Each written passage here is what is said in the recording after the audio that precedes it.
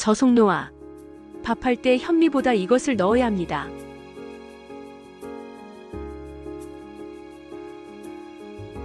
안녕하세요 여러분. 건강한 그릇입니다.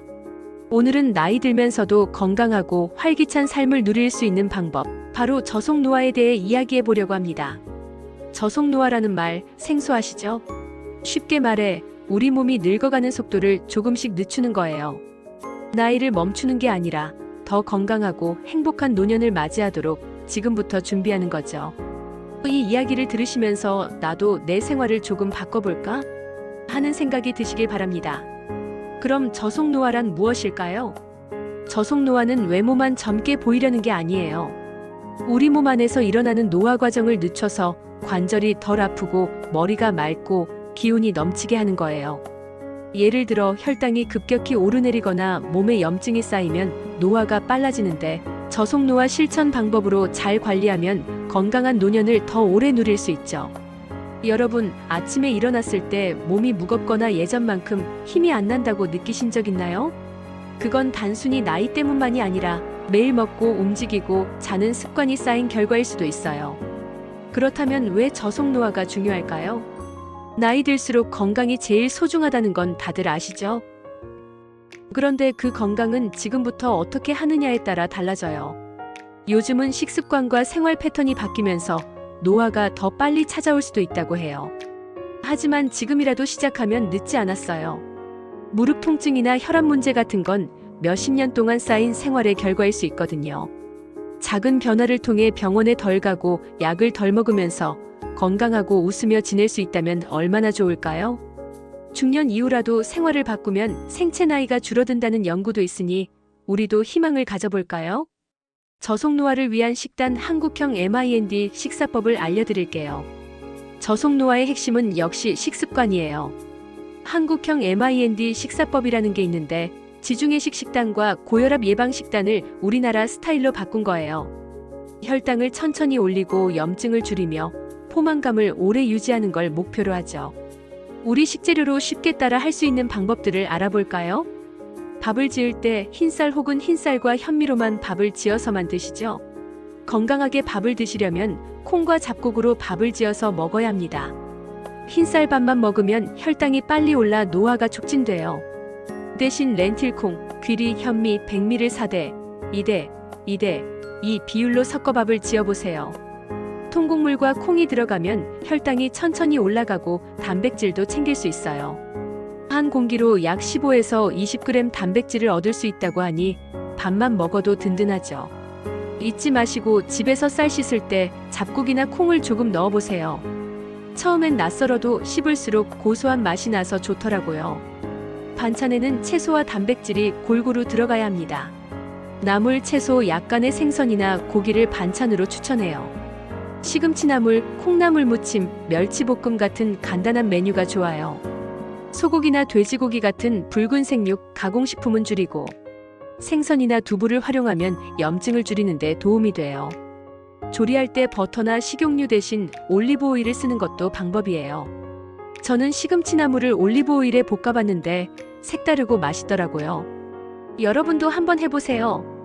간식이 먹고 싶을 때는 견과류와 과일을 드세요. 치즈나 과자 대신 견과류 한 줌이나 달지 않은 과일을 드셔보세요. 블루베리, 딸기 같은 베리류나 사과가 뇌 건강에 좋다고 해요.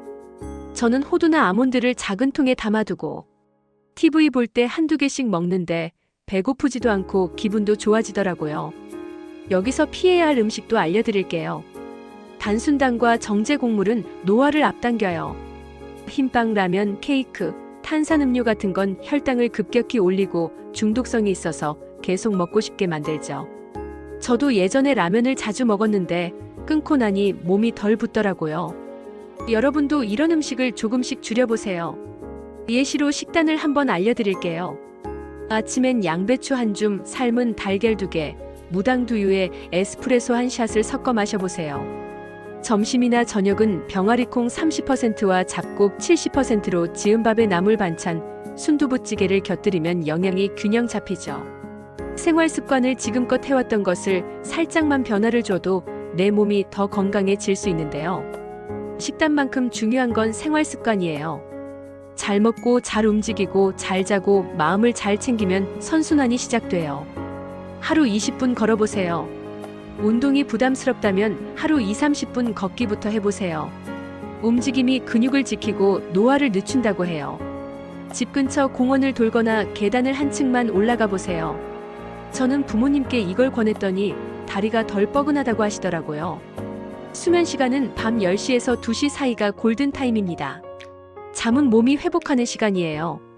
밤 10시에서 새벽 2시 사이 깊은 잠을 자면 노화가 느려진다고 하죠. 저도 늦게 자는 버릇을 고치려고 10시 반쯤 자리에 누웠는데 아침이 훨씬 상쾌해졌어요. 스트레스를 줄여보세요. 스트레스는 노화를 앞당기는 적이에요. 하루 5분이라도 차 한 잔 마시며 여유를 가져보세요. 저는 좋아하는 노래를 들으며 창밖을 보는데 마음이 한결 가벼워지더라고요. 이 식단과 습관을 따라 한 분들 이야기가 있어요. 70대 어르신 한 분은 매일 잡곡밥과 나물을 먹고 동네를 걷기 시작했더니 무릎 통증이 줄고 기운이 났다고 하셨어요. 또 다른 분은 밤늦게 TV를 보다가 10시쯤 자려고 노력했더니 아침 피곤함이 덜하셨다고요. 저도 이 글을 쓰면서 라면 대신 된장국을 먹어볼까? 하는 생각이 드네요. 이 이야기를 들으시며 나도 해볼까? 하는 마음이 드셨다면 그걸로 충분해요. 작은 실천이 쌓이면 큰 변화가 돼요. 오늘 저녁엔 흰쌀밥 대신 잡곡밥을 지어보거나 과자 대신 견과류를 드셔보세요.